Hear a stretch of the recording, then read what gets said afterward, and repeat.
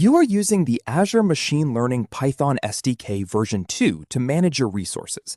You have a general-purpose V2 storage account named ML Storage 1 with a public container called ML Container 1 that holds 10 CSV files.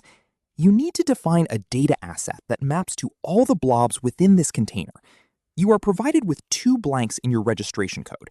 The first blank is path equals blank colon / mlstorage1.blob.core.windows.net / ML container 1.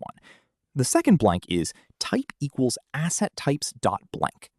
Okay, so the actual path here is fully qualified, which means the client needs a fully formatted URL. When we're talking about Azure Blob Storage, because the URL begins with a server-based address, we need to. The options for these blanks are A. WASBs, B. ABFSS, C.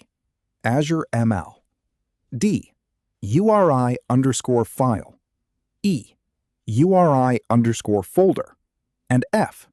URI_ML table. This question explores how the Azure Machine Learning SDK handles external data sources. Specifically, it focuses on the URI schemes used for storage protocols and the classification of data assets. When registering data, it is crucial to match the correct communication protocol with the appropriate data asset type so that the platform can correctly interpret the data structure, whether it is a single file, a collection of files within a directory, or a formatted machine learning table.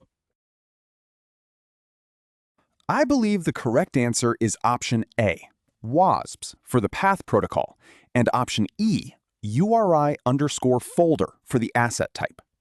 When connecting to Azure Blob storage containers in this SDK, the WASBs protocol is the standard for secure access. Using this protocol allows the platform to interact with the container correctly. Regarding the asset type, URI_folder is the correct choice because we need to map to all blobs within the container. This type treats the entire container path as a directory, encompassing all the files inside. If you were only interested in one specific file, you would use URI_file, but that does not meet the requirement of mapping to all 10 files. Options like URI_ML table are incorrect because they require a manifest file that is not mentioned in our scenario. Meanwhile, ABFSS is typically used for Azure Data Lake Storage Gen 2, not standard blob storage containers.